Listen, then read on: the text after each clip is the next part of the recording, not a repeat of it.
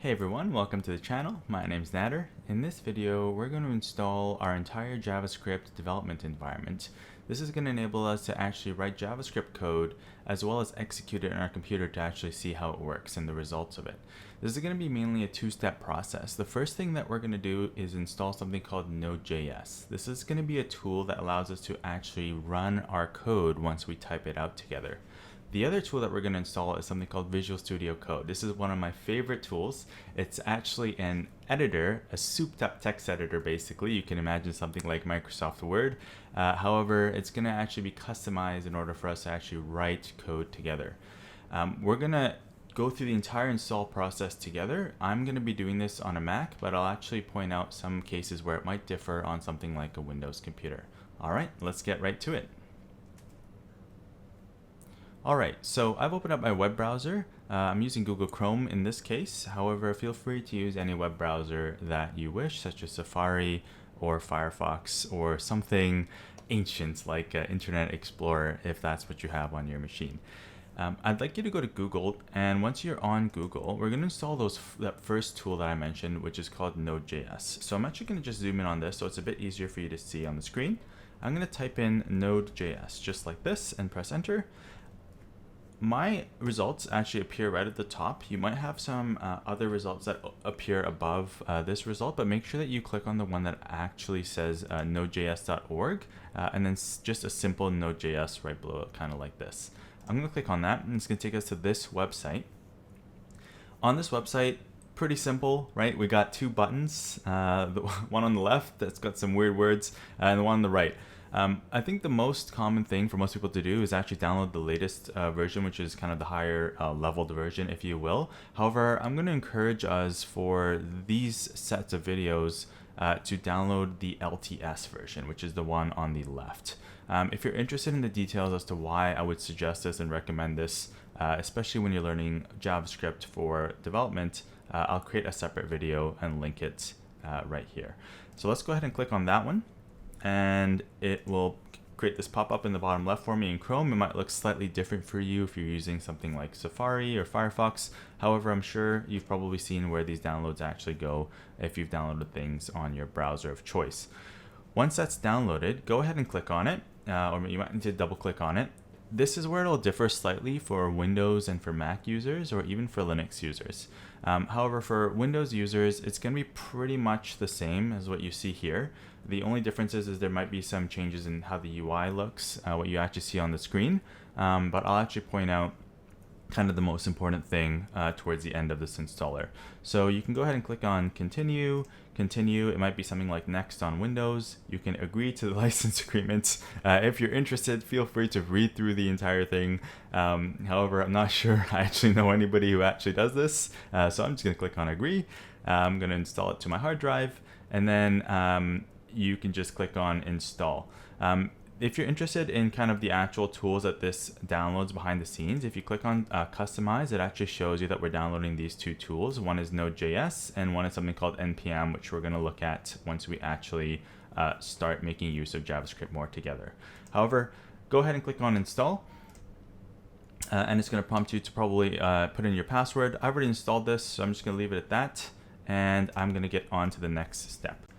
Alright, the next thing that we're going to do together now that we have Node.js installed is install Visual Studio Code. This is probably one of the most popular editors that actually lets us write our code together, and this code can be of any language. We're going to start with JavaScript, but in the future you can use this to write code in all sorts of languages like Java, C, C#, and many others. What we're going to do is go to Google again, so I'm going to open a new tab in Chrome. I'm going to go to google.com. Once I have Google open, I'm zoomed in here again, so hopefully you can see it. I'm going to type in VSCode. You can type this as one word, 2 words, shouldn't really matter. Same thing as with Node when I demonstrated this to you. Your search results might vary slightly from mine.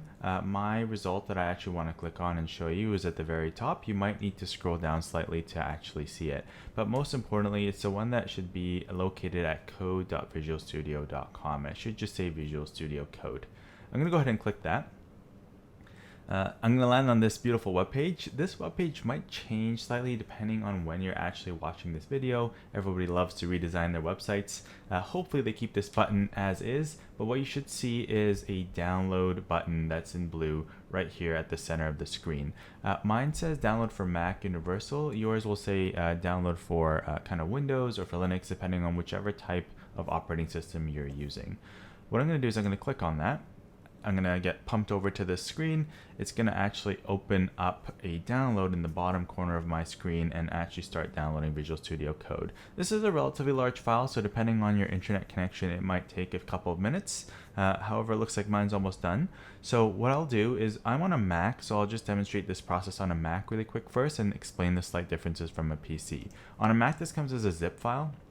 So what we're going to want to do is actually open up that zip file. Then it's going to open up our folder where the download actually shows up. In my case, the downloads folder. What you'll see is the zip file as well as the extracted file, which should say Visual Studio. Mine says 3 because I've done this a couple of times, but what you're going to want to do is take that file right here and actually drag it over into your applications folder, and that'll actually install it for you on your Mac. Okay, I've already done that, so I'm not going to do that here on the video so I don't accidentally overwrite my installation. But once that's done, it's going to copy over and install it for you. On a PC, it's going to be a bit of a simpler process. All you're going to need to do is double click on the file, and it should kind of take you through a set of prompts to actually install Visual Studio on your computer. And when that's done, then you can actually open up Visual Studio. Alright, so once that's done, what you can do is on a Mac, you can open up Spotlight by pressing Command Space, and on a PC, you're going to just want to open up the Start menu.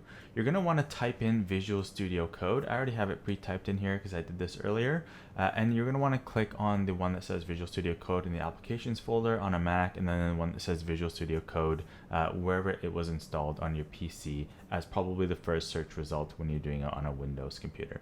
So I'm just going to click on that one, and it's going to open up Visual Studio Code. What you'll see when it opens up is this beautiful interface. By default, I believe it comes with a dark theme. So if you don't like that, you can definitely customize this quite a crazy amount. There's a lot of customizations you can do with Visual Studio. I'll need to create a totally separate video on how to do that, as this video is just focused on getting the environment set up. Great.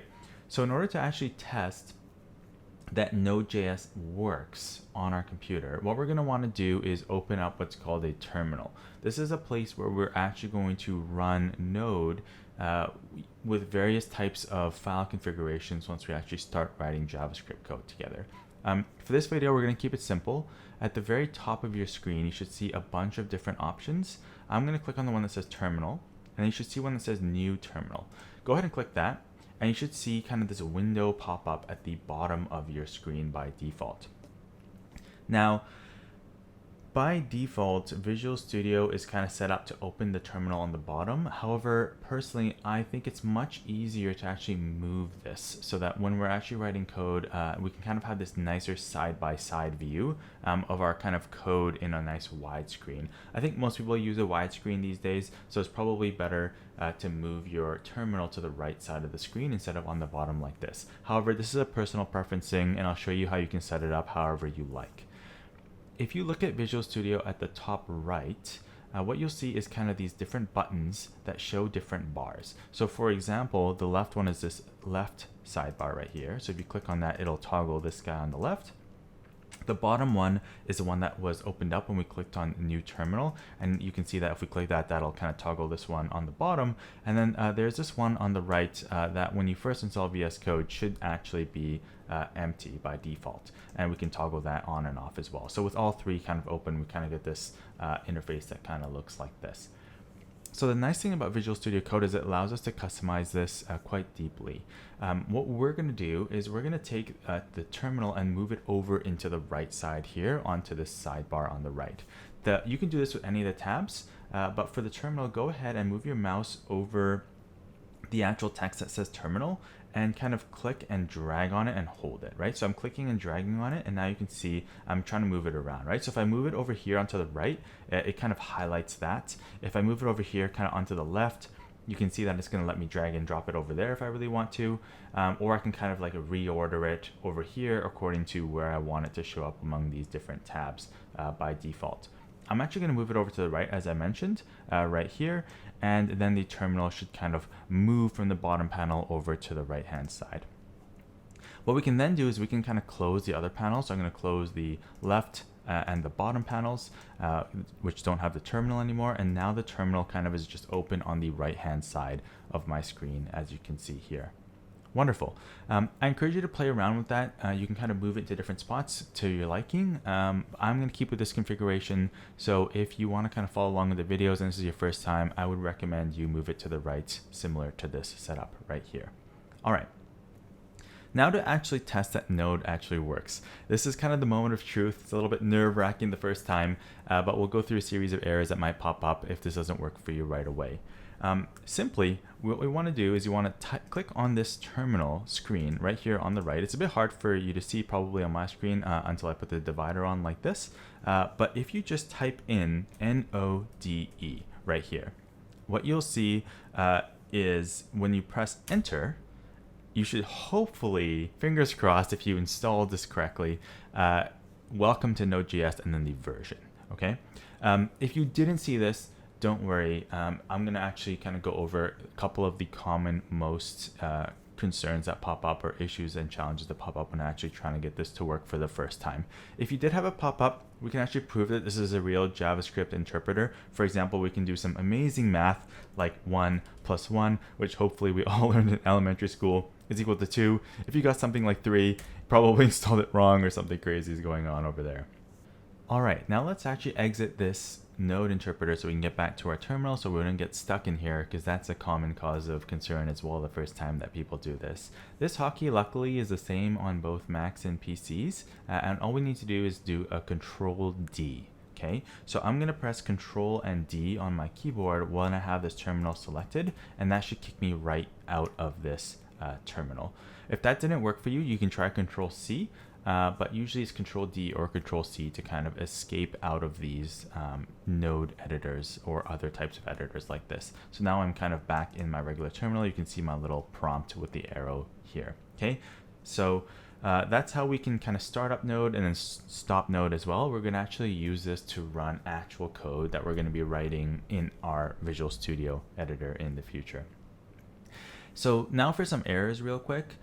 For example, the probably most common error is just a mistyping. So if I did something like NODEE and I press enter, I would get a command not found.